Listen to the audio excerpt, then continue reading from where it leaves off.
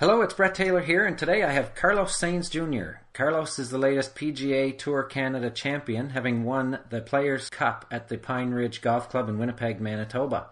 Thanks for joining me, Carlos. Thanks for having me. I appreciate it. Let's kind of dial back to the final round. You had birdied 4 of the last 6 holes to win the Players' Cup. What kind of stuff were you thinking about on that? You know, the 12th and 13th, 12th green, 13th tee. Obviously, you brought it home. So, was there anything in particular you kind of said to yourself, or that you were thinking? Well, in the back of your mind, you always know that you need to try to make birdies, and on a golf course like that this week, you knew that the last couple holes were pretty pivotal, and you just having good looks at birdie was the key. And if you can get a couple coming home, that's great. And I'm coming from behind, so I was trying to stay really aggressive and trying to give myself the best opportunities for birdies. And it was really, really, really fun to end off how I did. Yeah, no kidding. Well, that was an awesome finish, and I know that 13th hole is the drivable par 4, is it not? Is that like, are you able to get there, or did that birdie kind of get you going a little bit? Yeah, I would definitely say so. I mean, to be honest with you, the 12th hole was a pivotal hole for me because I hit a good drive on that hole, and I hit a mediocre second shot to pour, and I didn't get up and down for my birdie, but I also had a 5-footer for par.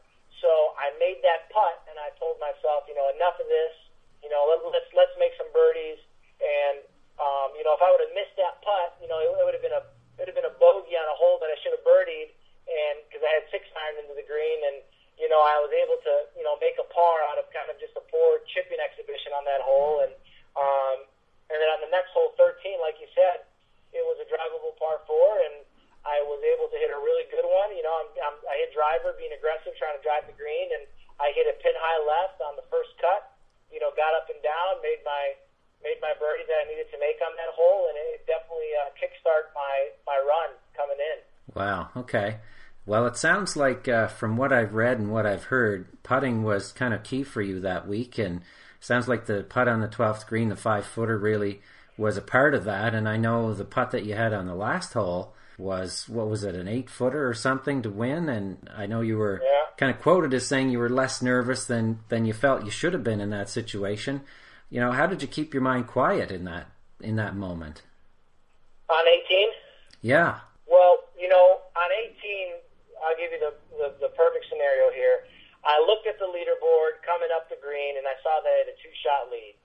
So in my mind, I don't think I was synthesizing anything, but I just told myself, let's two-putt this and get out of here. So, the first putt, I hit a good putt. I read the putt right, and I just hit it a little bit too hard and kind of just skated on it. I just kind of gassed it a little bit, and I just wanted to make sure I gave it a chance. So, that second putt that I had for 8 feet, when I said that I probably should have been more nervous than I could have been or should have been, it was because I wasn't in the last group. I didn't know that it was for the win.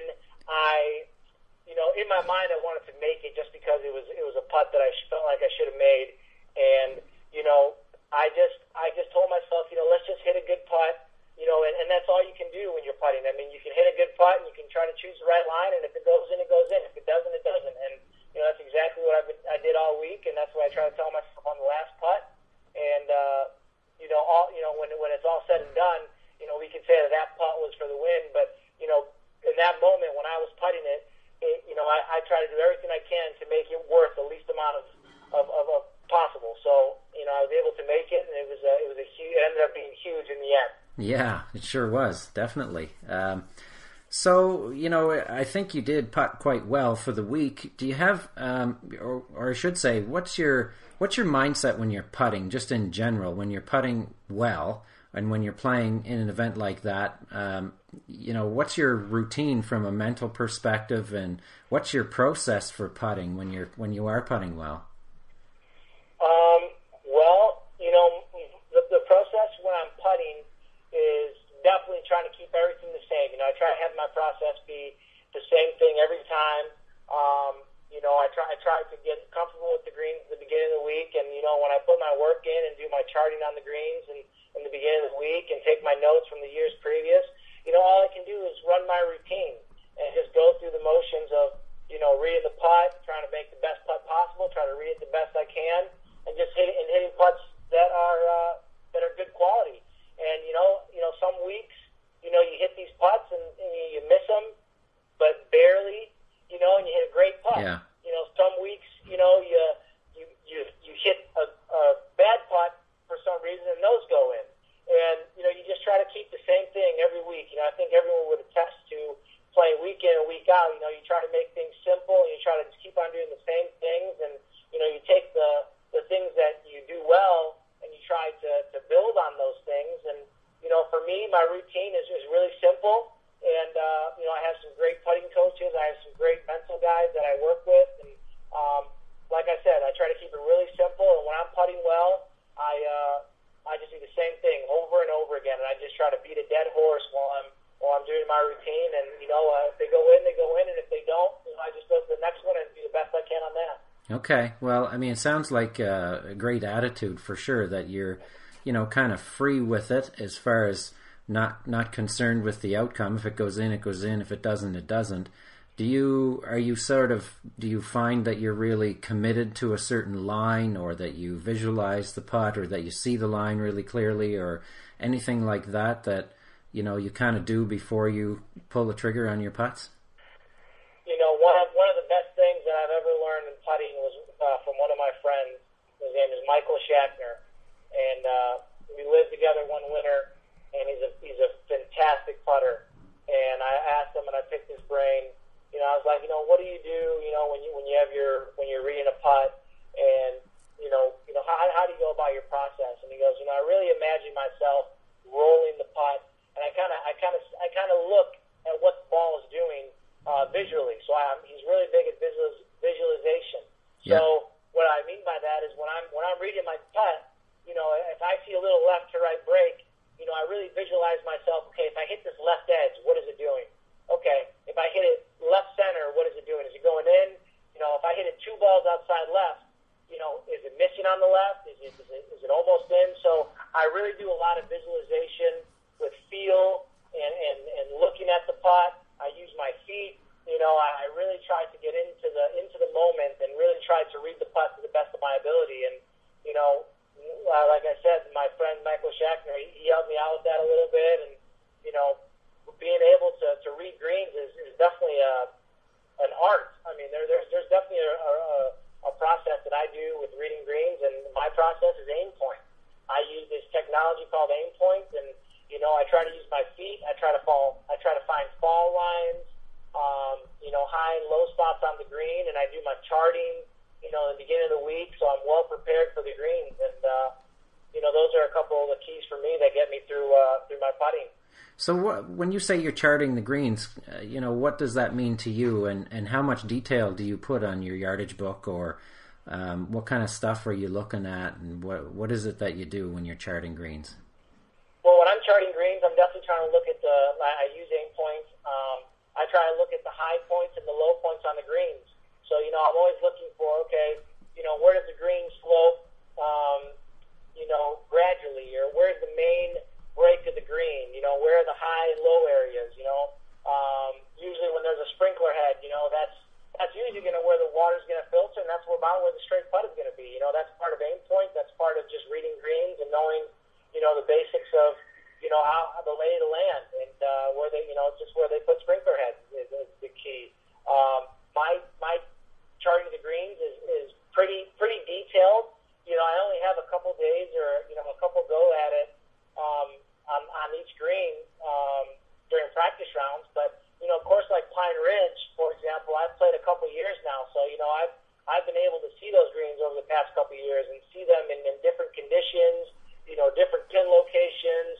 I've been able to fall back on that, and I can add to my notes on my yardage book as every year went on, and having a little course experience definitely helped out there. And it's a down Ross course, so the greens are definitely the toughest part about that golf course. And I think those are some of the keys for me. Yeah, there's definitely a few of those greens out there, isn't there? Yeah. So so do you reference your charting for every time you come up, or is it just to kind of help you with when you're indecisive? Yeah, it's more or less when I'm indecisive. If I have a hard time reading a putt, I try to look at my yardage book and see if I charted it. And I use it as a study guide. When I'm playing the golf course in my head, the night before, or earlier in the week, and when I'm thinking about the pins and the conditions, we'll say it's going to be called for rain, or it's going to call for really a lot of wind. I'm going to look back at my yardage book and I'm going to see well, what pins are the pins that might be out there? Where do I need to kind of err? Where do I want to leave myself when I'm hitting a third shot on a par 5 or stuff like that? I mean, it's your yardage book is really important. Being able to chart a green is important too. And I know everyone has a different process, but that's what's getting me through my journey right now. Yeah. Okay. And we spoke earlier. You had mentioned that you have been working on the mental side of the game the last 4 or 5 years. What can you tell me about that? As far as are you working with someone specifically? What kind of things are you working on? Do you read books or do audio programs or have a mentor? Where are you at with that? Learning more about the mental side of the game. Well, I have been working with my teachers since college. My swing coaches, my long game and short game coaches in West Point, Mississippi. They're at Old Waverly Golf Club, and I've been seeing them since college, and they have been one of the main reasons I have been improving at the rate I have been. They're fantastic teachers. They're even better people, and they've been kind of just molding me into the player that I've been becoming the last couple of years and from college. And they've been helping me out with my mental side of the game. They use a guy named Lanny Bassham out of Texas. I think he's an Olympic rifle shooter. He's got a couple books out, and he works with golfers. And they went to go see him in Texas and then picked his brain. And, that's kind of where I get a lot of my mental programming from. And then, nothing beats experience. I mean, being out there for a couple of years now and, playing, with different golf courses, different tours, picking great players' brains and friends, asking them how they do it, just seeing it firsthand, playing with other players, watching TV. I'm definitely when it comes to a lot of things, I'm a sponge, and but for the most part, it's definitely been my teachers and kind of the mental aspect of using this guy named Lanny Bassham and okay. kind of just doing the mental programming that they've been teaching me down in West Point, Mississippi. So is there anything specific that you can sort of give as an example that you use from Lanny Basham's stuff? Yeah. Let's see. Well, I break it down really, really simple. I break it down into I have my conscious, I have my subconscious, and then I have I think it's self-image. So, I try to do everything I can to build skill and practice.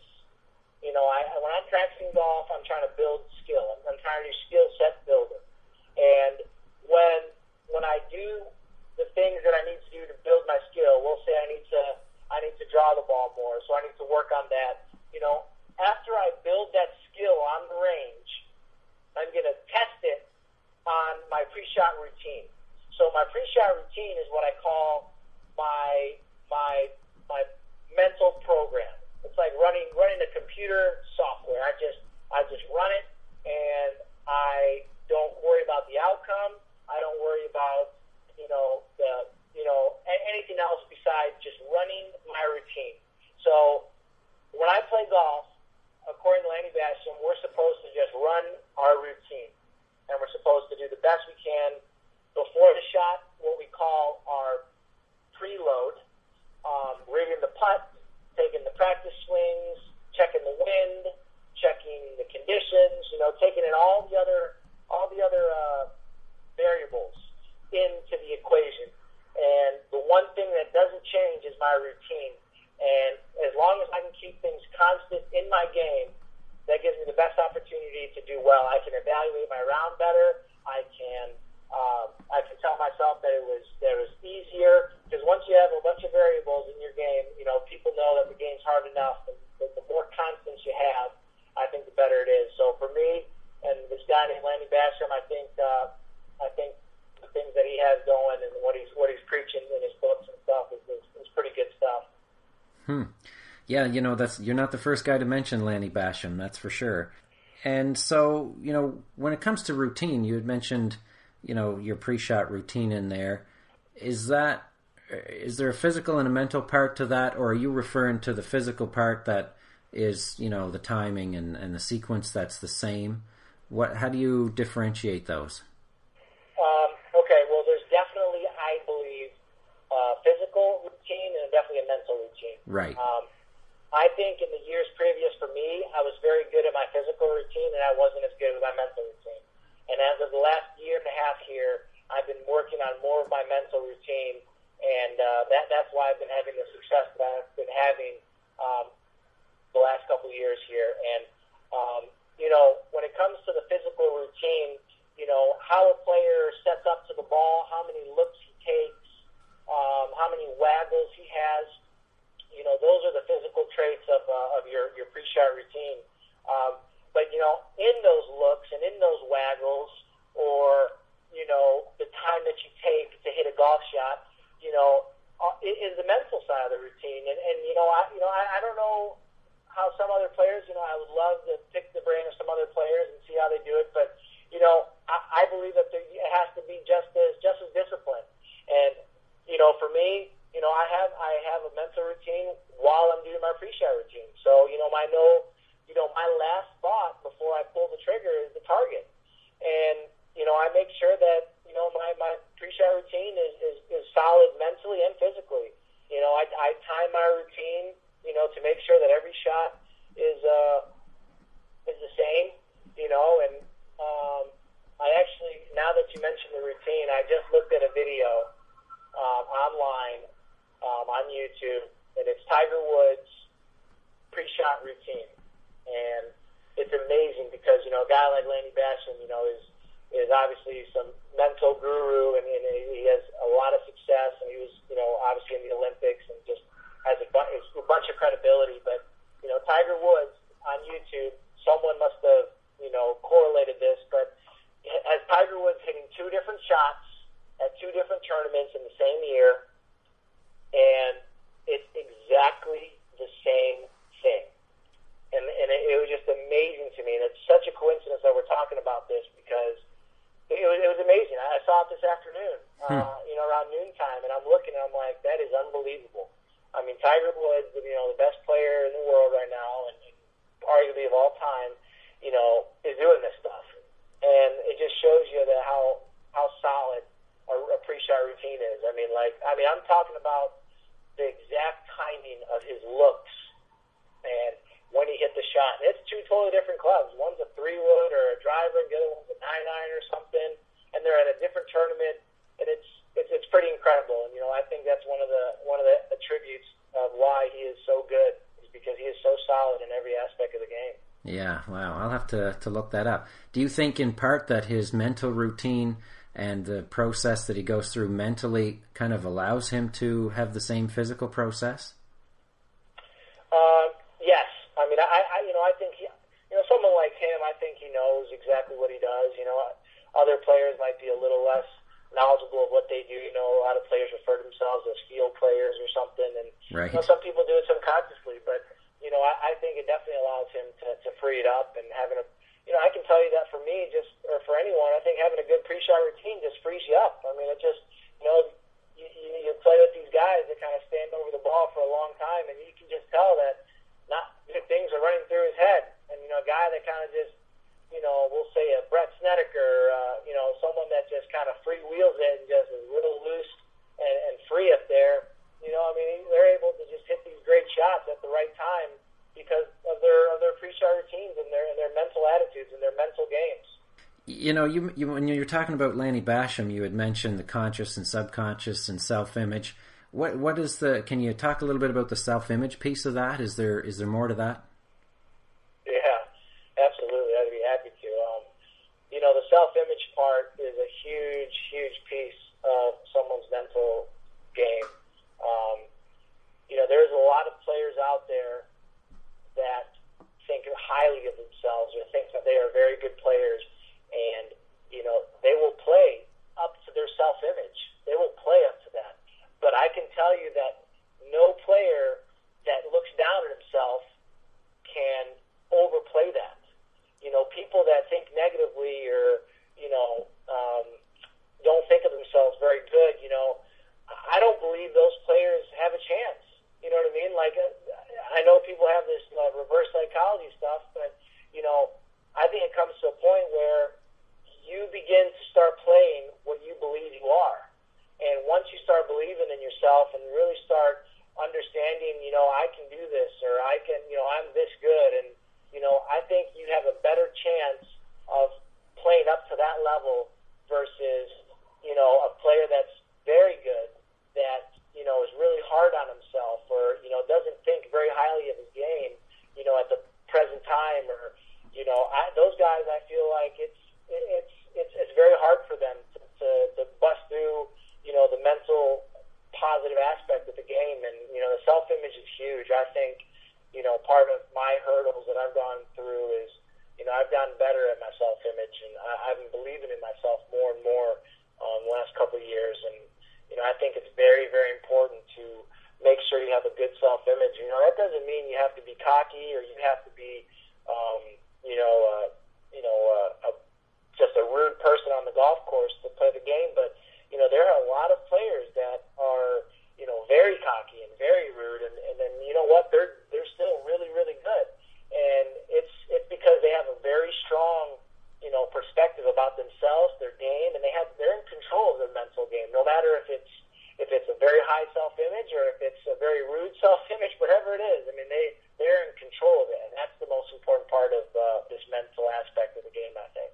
Oh, I couldn't agree with you more, Carlos, and I think, self-image really kind of trumps anything as far as on course, whether, pre-shot routine and charting greens. None of that really matters if you don't have, the belief in your own ability to play at whatever level it is. And as you said, you're never going to play above what you think you can do or where you think you belong.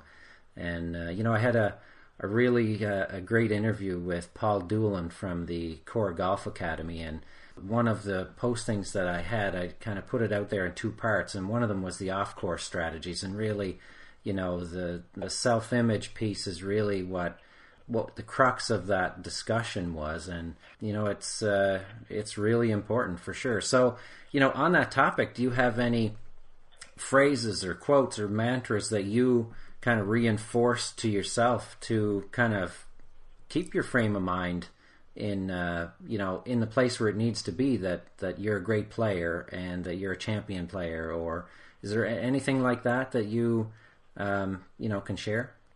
Sure. Yeah. I mean, I think the self-image part is definitely something you have to build. It is definitely something that just isn't. You can't just think highly of yourself in one day. It's something that you build on. You build on your skill, you build on your tournament experience. I mean, it's all kind of a gradual thing. And, I have a good saying, that, I'm sure it was brought up from someone else, but, if you're not getting better, you're getting worse.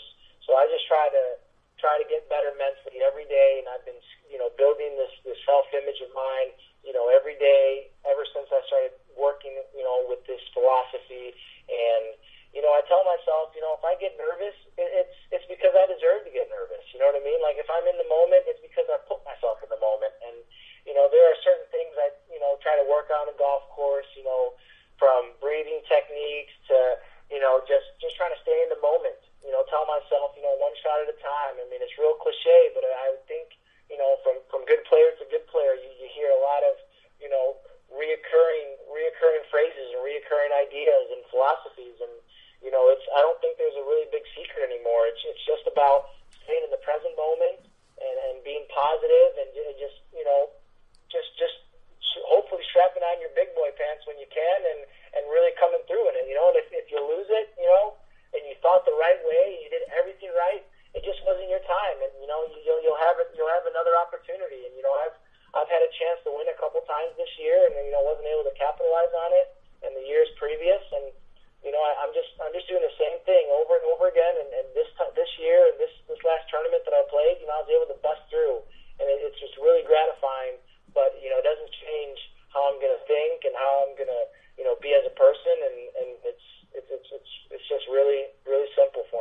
Yeah, and you mentioned nervousness. I mean, if you're putting yourself in a nervous situation, well, then that means you're performing well and you're pushing your limits and your comfort zone, and that's a sign of top performance. And as you said, you're not necessarily always going to have a breakthrough, but the more you get to that point and the more you experience that, the more comfortable you become, and the more you can learn to channel that energy in a way that helps you to perform even better. So absolutely.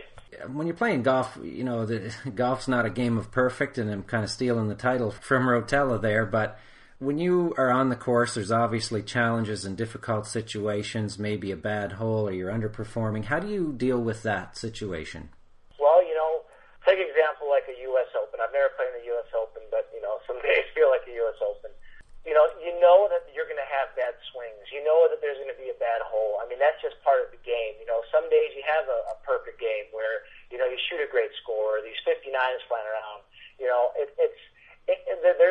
There's those days where you play unbelievable. But, for the most part, in golf, you lose more than you win. So acceptance is just a huge part of this game.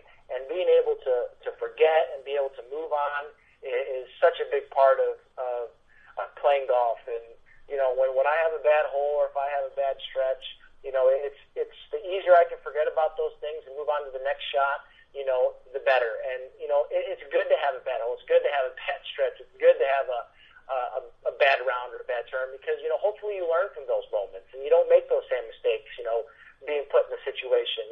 Just certain things are made to help me. And I try to look at it in a positive way. So, being able to accept it, being able to forget it is huge.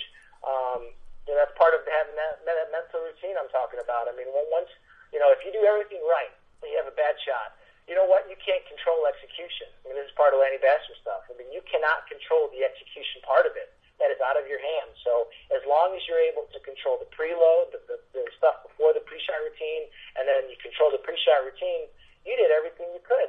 So really, the outcome shouldn't even matter. So if you have a bad hole, if you have a solid routine, a solid mental game, the outcome is not going to matter to you as much. And obviously, if you have a great tournament, you're going to celebrate, you're going to have an awesome time, and you feel great. But, at the same regards, I missed the cut in the first event in Saskatoon on that 3-week stretch. And, I told myself, I'm playing fine. I just didn't get anything out of my rounds. And we moved it on to the next week. Played pretty good. Didn't get anything out of my putting. Okay, go on to the next week and I won. So just being able to forgive and forget and accept is a huge part of what gets me through mine. That's a good perspective there. This year on the PGA Tour Canada, there's 5 Web.com tour cards for the top 5 on the Order of Merit at the end of the year, and you're in the mix for that. You're 4th at the moment. How does that factor into your mindset? Is that something that motivates you, or do you try to kind of not pay attention to where you are and just play your own game? How do you take that? Well, definitely those 5 cards are very important. In my plan this year, I usually have short-term goals and long-term goals. Well, my long-term goals are definitely to better my status this year, be on the web.com or on the PGA Tour or, just be at a better spot than I am now. So, with the PGA Tour Canada having those spots up for grab, it's definitely a goal of mine. It's definitely always in the back of my mind. It's what I'm working for. I'm working to be one of the best on PGA Tour Canada so I can, excel my career in my profession. So I'm just, I definitely am thinking about it. When it comes to tournament time, I let go of it and I play golf and I do what I'm programmed to do, and that's just hit golf shots and try to shoot good scores. But it's definitely a motivator. It's definitely something that I think everyone on this tour is playing for, and it's on their mind. And I think the guys that are obviously have the best games and the best years are well deserved for it, because it's definitely something that's nothing but positives for this golf tour. So for me, it's in the back of my mind. It's a motivator. It's a goal. And when I play golf in a tournament, I definitely let go of it, and I just try to play the best I can. Great. Any final thoughts that you might have on, recommendations for anybody that's listening that is interested in the mental side of the game and looking for a strategy or something that might be universal or something that you feel is important to you and would help other people? I really don't know much besides the world that I live in, but I mean, for someone that's trying to get better at the game mentally, I think definitely reading a book here or there, maybe picking a brain of a good player, to just maybe doing some research online. Those are all good things, and I think a system is better than no system. So whatever someone's doing, I think as long as you are doing something to get better, versus if that's trying to forget a bad shot or listening to Bob Rotella or whoever it is, I think a system is better than no system. So being convicted and really deliberate about what you're doing mentally is definitely a suggestion that I would have for anyone. And just having fun with it. Making sure you have fun with anything you're doing and not being too hard on yourself, because the game's hard enough as it is. That was Carlos Sainz Jr., winner of the Players' Cup event on the 2013 PGA Tour Canada schedule. He's currently 4th on the Order of Merit in the Drive for 5 Web.com Tour cards. I'm Brett Taylor from Tour Tactics. Thanks for listening.